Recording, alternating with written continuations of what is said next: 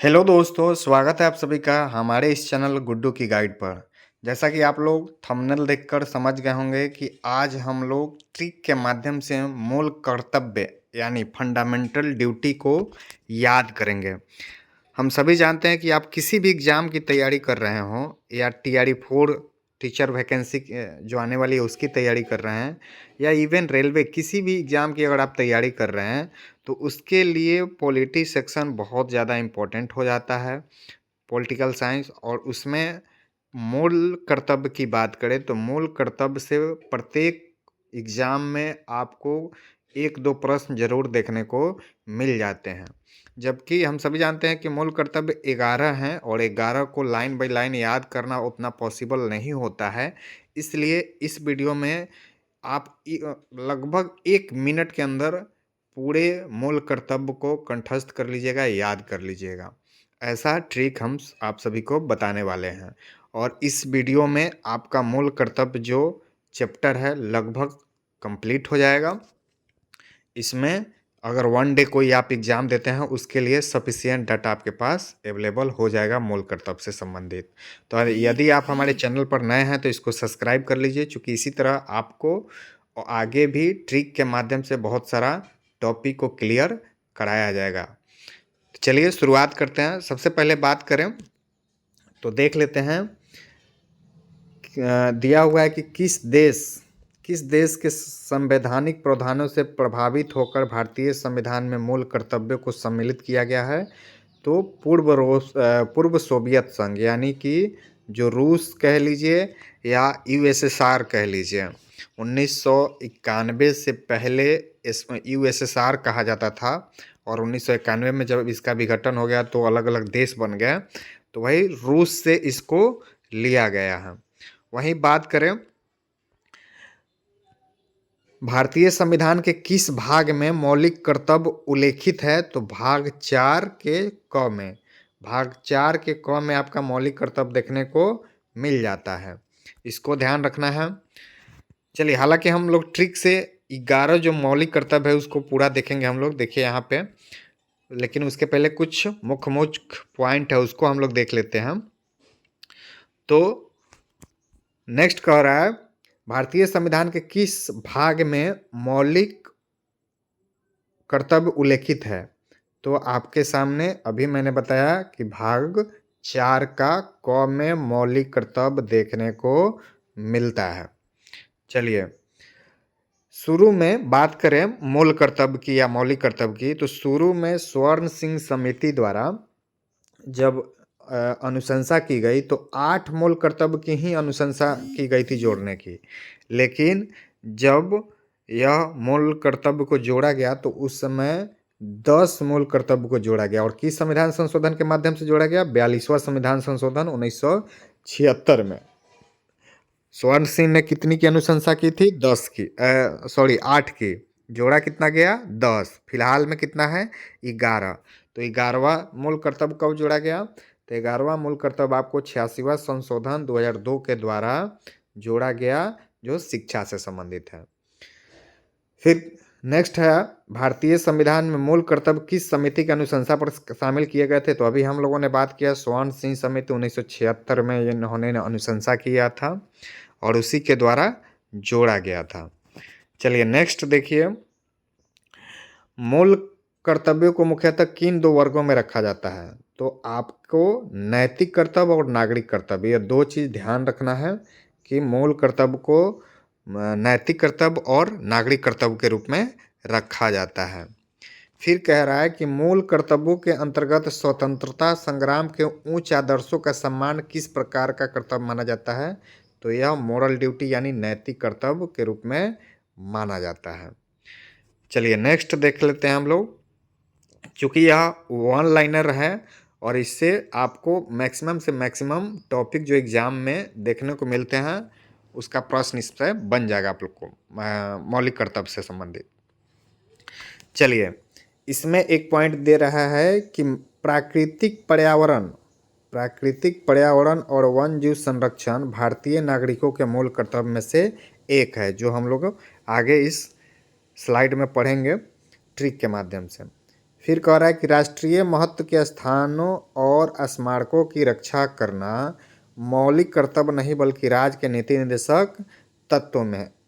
तो राज्य का नीति निर्देशक तत्व 36 से लेकर 51 आर्टिकल तक है। आर्टिकल 36 से लेकर आर्टिकल 51 तक ध्यान रखना है आप लोग को। और मौलिक कर्तव्य किस में है? 51 के क में है। तो इसलिए अगर बात करें संविधान के भाग में, भाग की किस भाग में है, तो भाग की बात करें तो राज्य के नीति निर्देशक तत्व हो जाएगा भाग 4 में, और मौलिक कर्तव्य हो जाएगा 4 का क में। वहीं अनुच्छेद की बात करें तो राज्य के नीति निर्देशक तत्व हो जाएंगे 36 से 51 तक, और 51 के क में हो जाएगा मौलिक कर्तव्य। चलिए नेक्स्ट कह रहा है कि महिलाओं के सम्मान के लिए कुप्रथाओं का त्याग करना प्रत्येक भारतीय नागरिक का कर्तव्य है। यह किस अनुच्छेद में वर्णित है? तो अनुच्छेद 51 के क में वर्णित है। चूँकि 51 के क में ही मौलिक कर्तव्य है और उसी में यह बात कही गई है। तो हम लोग देखेंगे कि आखिर 51 के क में जो मौलिक कर्तव्य है वह किस सब क्लॉज में है, वह हम लोग ट्रिक से देख लेंगे। चलिए नेक्स्ट कह रहा है कि मूल कर्तव्य किन पर लागू होते हैं? तो मूल कर्तव्य केवल नागरिकों पर लागू होता है। फिर है किसी व्यक्ति को राष्ट्रगान गाने के लिए बाध्य नहीं किया जा सकता। सर्वोच्च न्यायालय ने किस मामले में ऐसा कहा? तो सर्वोच्च न्यायालय ने विजय इमैनुअल बनाम केरल राज्य जो 1986 का फैसला आया था, उसी में कहा था कि राष्ट्रगान गाने के लिए बाध्य नहीं किया जा सकता। इसीलिए देखिएगा कि बहुत लोग जन गण मन नहीं गाते हैं और कहते हैं कि आप मुझे गाने के लिए भी बाध्य नहीं कर सकते हैं। फिर कह रहा है कि सर्वोच्च न्यायालय के मुख्य न्यायाधीश PN भगवती 1985-86 के दौरान जनहित याचिका का जनक कहा जाता है। उनको फादर ऑफ PIL किसको कहा जाता है? PN भगवती को, जिनका कार्यकाल लगभग 1985 से 86 के बीच में रहा। चलिए हम लोग अब देख लेते हैं नागरिकों के लिए मौलिक कर्तव्य।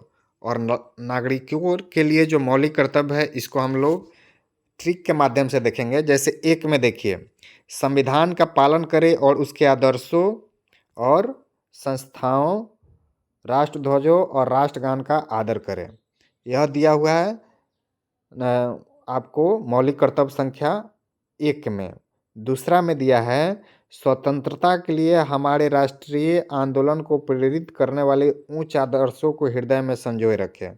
इस तरह देखिएगा तो 3 में दिया है संप्रभुता, एकता और अखंडता। 4 में दिया है देश की रक्षा करें, मोटा मोटी देखिए आप। 5 का दिया है भारत के सभी लोगों को समरसता और समान भातृत्व की भावना का निर्माण करें, जो धर्म, भाषा और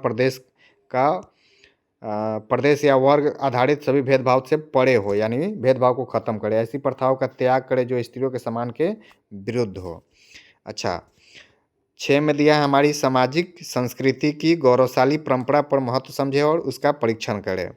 7 में है प्राकृतिक पर्यावरण जिसके अंतर्गत बना, झील, नदी और वन जीव सम्मिलित है की रक्षा करे और उसका संवर्धन करे। तो देखिए इस तरीके से देखिएगा तो यह याद नहीं होगा। इसको याद कैसे करेंगे? तो चलिए हम लोग देखते हैं ट्रिक के माध्यम से। जो 11 मूल कर्तव्य हैं इसको आप लोग अल्फ़ाबेटिकल, अंग्रेजी के जो अल्फ़ाबेटिकल नंबर होते हैं उसमें डिवाइड कर लीजिए। जैसे यह 1 है तो इसको A मान लीजिए, यह B है, 2 है तो इसको B मान लीजिए, C को 3 मान लीजिए, D को 4 मान लीजिए, E को 5 मान लीजिए। और चलिए 5 हम लोग पहले देख लेते हैं। तो प्रथम को, पहला मूल कर्तव्य को हम लोग A माने तो A से आप लोग को ध्यान रखना है एंथम। एंथम का मतलब क्या होता है? तो एंथम का मतलब होता है किसी भी राष्ट्र का गान। तो राष्ट्रगान यानी ए से एंथम अगर आप याद रखते हैं तो आपको यह ध्यान में रहेगा कि फर्स्ट अक्षर ए है, और यानी कि प्रथम मौलिक कर्तव्य जो भी होगा वह एंथम से संबंधित होगा। यानी कहने का मतलब क्या कि आदर्श, संस्थाओं और उससे संबंधित राष्ट्रध्वज और राष्ट्रगान का आदर करना है। यानी एंथम का मतलब ही हुआ कि राष्ट्रगान और राष्ट्रध्वज का आदर करना है, एंथम हम लोग उसी को कहते हैं। तो यह ट्रिक है, ए से एंथम, वैसे आप ध्यान रख सकते हैं। बात करें बी की, यानी दूसरा मौलिक कर्तव्य, तो बी से ब्रेव याद रखिएगा आप लोग। बी से ब्रेव याद रखिएगा। तो ब्रेव मतलब क्या होता है? बहादुरी। और इसमें क्या कहता है कि स्वतंत्रता के लिए हमारे राष्ट्रीय आंदोलन को प्रेरित करने वाले उच्च आदर्शों को हृदय में संजोए रखने और उनका पालन करें। यानी जो भी बहादुरी से हमारे लिए लड़े, जो भी बहादुरी से भारत को आज़ाद करने के लिए लड़े, उनसे संबंधित मौलिक कर्तव्य किस अनुच्छेद में किस सब क्लॉज में कहेगा, तो आपको ध्यान रखना है कि मौलिक कर्तव्य 2, और 2 का अल्फ़ाबेटिकल क्या हो जाएगा? बी। उसी तरह सी किस पर आता है? 3 पर आता है। तो सीन पर आप लोग को सी से याद रखना है कंप्लीट यूनिटी। कंप्लीट यूनिटी का मतलब क्या होगा? संपूर्ण, आपको इक्वलिटी का मतलब समानता, संपूर्ण समानता। संपूर्ण समानता का से ध्यान रखना है आपको। जैसे तीसरा में कह रहा है कि भारत की संप्रभुता, एकता, अखंडता की रक्षा और उसे अक्षुण्ण रखें। तो इससे आपको ध्यान होगा कि जैसे ही आप सी, तीसरा नंबर मौलिक कर्तव्य कोई आपसे पूछेगा, तो सी से कंप्लीट यूनिटी अगर ध्यान रहता है तो आपको एकदम बताने में आसानी होगी कि कंप्लीट यूनिटी मतलब एकता अखंडता की बात हो रही है। तो इससे आपको तीसरा अनुच्छेद आसानी से याद हो जाएगा, तीसरा मौलिक कर्तव्य आसानी से याद हो जाएगा। बात करें चौथा की, तो चौथा है देश की रक्षा और आह्वान किए जाने पर राष्ट्र की सेवा करें। तो राष्ट्र की सेवा करे यानी रक्षा करे। और डी कितना पता है? 4 पर। डी से आपको डिफेंस याद रखना है। डिफेंस मतलब क्या होता है? रक्षा से संबंधित ही होता है। तो जैसे ही डी अल्फ़ाबेटिकल जो है वो 4 नंबर पे आता है, और 4 में क्या कहा गया है? रक्षा से संबंधित बात कही गई है। चलिए, 4 तक हम लोगों ने देख लिया। अब इसको 5 को ई समझ लीजिए, 6 को एफ समझ लीजिए, 7 को जी समझ लीजिएगा, चूंकि 7 जी जो है 7 नंबर पे आता है। एच को 8 समझ लीजिए, चूंकि 8 नंबर है एच का। और इसका देखिए, ई से आप लोग को ध्यान रखना है इक्विलिटी। इक्विलिटी और इक्विलिटी यानी कि समानता की यहाँ बात हो रही है। तो 5 नंबर में जब भी बात होगी, समानता की बात होगी, भारत के सभी लोगों को समरसता और समान भ्रातृत्व का भावना का निर्माण करे, जो धर्म, भाव और प्रदेश या वर्ग आधारित सभी भेदभाव से परे हो। ऐसी प्रथाओं का त्याग करे जो स्त्रियों के सम्मान के विरुद्ध हो। यानी हम लोग को ध्यान रखना होगा कि 5, यानी ई का नंबर है 5, और ई में जब भी बात होगी, 5 नंबर में जब भी बात होगी, 5 नंबर मौलिक कर्तव्य में, तो उसमें इक्विलिटी की बात होगी, समानता की बात होगी। यानी कि सभी को, चाहे महिला हो या पुरुष हो, सभी को एक समान नज़र से देखना है। एफ की बात करें तो एफ कितना पे आता है? 6 नंबर पे एफ आता है। और एफ से हमें ध्यान रखना है फैशन। फैशन मतलब क्या? पहनावा, संस्कृति। तो जब भी संस्कृति की चर्चा होगी कि संस्कृति किस नंबर में है, मौलिक कर्तव्य के कौन सा नंबर है, संस्कृति की चर्चा किस नंबर में की गई है, तो आप लोग को ध्यान रखना है एफ से फैशन होता है। फैशन एफ 6 नंबर पे आता है। तो 6ठा नंबर क्लॉज में सामाजिक संस्कृति और गौरवशाली परंपरा की बात कही गई है। चलिए, जी की बात करें तो जी से आप लोग को याद रखना है ग्रीन। ग्रीन मतलब क्या? हरा भरा। तो जब भी हरा भरा से संबंधित बात होगा मौलिक कर्तव्य में, यानी हरा भरा से बात संबंधित कब होगा? जब पानी होगा, पेड़ पौधा होगा, इस सब से संबंधित जब हरा भरा चीज़ से बात होगा, तो कै नंबर पे होगा? जी 7 पे आता है। और 7 नंबर पे हो जाएगा वन, झील, नदी, वन जीव इत्यादि सभी क्या हो जाएंगे? अगर हमारे वायुमंडल में विद्यमान है तो वायुमंडल हमारा हरा भरा होगा, और इसके प्रति हमारा मौलिक कर्तव्य कहता है कि सभी को संजो के हमें रखना है, देखभाल करना है, दया भाव रखना है। तो जी से 7 नंबर याद रखना है। जी से ग्रीन, और ग्रीन कब होगा? जब वन रहेगा, झील रहेगा, नदी रहेगा, वन जीव रहेगा, तब हमारा वायुमंडल क्या रहेगा? ग्रीन रहेगा। उसी तरह चलिए, 3 और है, हम लोग आसानी से याद कर लेंगे। 3 में आप लोग 8 है, तो 8 को आप लोग एच 8 पे आता है।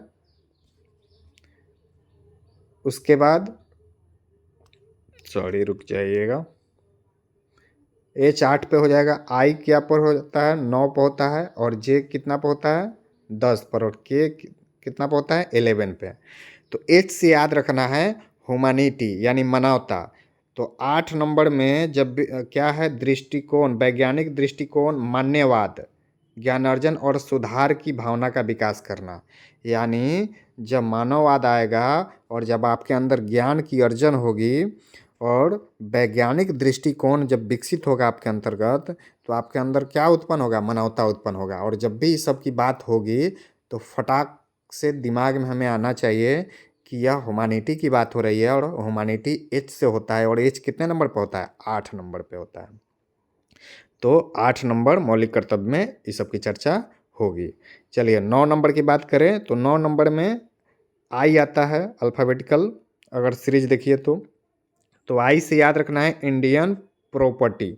इंडियन प्रॉपर्टी का मतलब सार्वजनिक संपत्ति, जो देश का संपत्ति है वो क्या है, सार्वजनिक संपत्ति है, और उससे सुरक्षित रखने का मौलिक कर्तव्य क्या है, नागरिकों को है। तो जब भी सार्वजनिक संपत्ति की सुरक्षा करने की बात होगी तो वह 9 नंबर में आएगा, और 9 नंबर किस में है, आई में, और आई से क्या होता है इंडियन प्रॉपर्टी। चलिए 10 नंबर देख लीजिए, 10 क्या है, जे। 10 नंबर का अल्फ़ाबेटिकल नंबर, जे का नंबर क्या है 10 है, और इसमें जे से आप लोग को याद रखना है ज्वाइंट एक्टिविटी। तो ज्वाइंट एक्टिविटी का मतलब क्या हुआ कि जितना भी खेल वगैरह होता है, अकेला तो कोई खेल आप खेल नहीं सकते हैं, कम से कम 2 लोग तो ज़रूर होते हैं। तो उसी को हम लोग ज्वाइंट एक्टिविटी से याद रखेंगे। ज्वाइंट मतलब क्या, जोड़। तो जब भी जोड़ा में कोई काम होगा तो वह खेल से संबंधित होगा, और वही कह रहा है कि व्यक्तिगत व्यक्तिगत और सामूहिक गतिविधियों के सभी क्षेत्रों में उत्कर्ष की ओर बढ़ने का सतत प्रयास करे, जिससे राष्ट्र निरंतर बढ़ते हुए प्रबल एवं उपलब्धियों को, नई ऊंचाइयों को प्राप्त करे। तो इससे आप लोग को याद रखना है ज्वाइंट एक्टिविटी, और यहाँ जे याद रखना है। जे का नंबर क्या होता है 10 होता है। चलिए एक लास्ट अब है, इसको हम लोग देख लेते हैं। और लास्ट में 11 नंबर मौलिक कर्तव्य है, और 11 नंबर मौलिक कर्तव्य कहता है कि 6 वर्ष की आयु से 14 वर्ष की आयु के बच्चों के माता पिता और संरक्षक जो भी हों, उन्हें शिक्षा के अवसर प्रदान करें, यानी बच्चों को। इस कर्तव्य को 86वां संविधान संशोधन 2002 में धारा 4 द्वारा जोड़ा गया था। तो 11 नंबर में चर्चा की गई है। तो 11 को हम लोग किससे याद रखेंगे, 11 नंबर पर अंग्रेजी वर्णमाला कौन सा है, तो आपको के है, और के से हम लोग को क्या रखना ध्यान, तो किड्स एजुकेशन, यानी बच्चों की एजुकेशन की चर्चा जब भी होगी तो वह 11 नंबर मौलिक कर्तव्य में होगी। तो ये ध्यान रखना है, यानी किड्स एजुकेशन।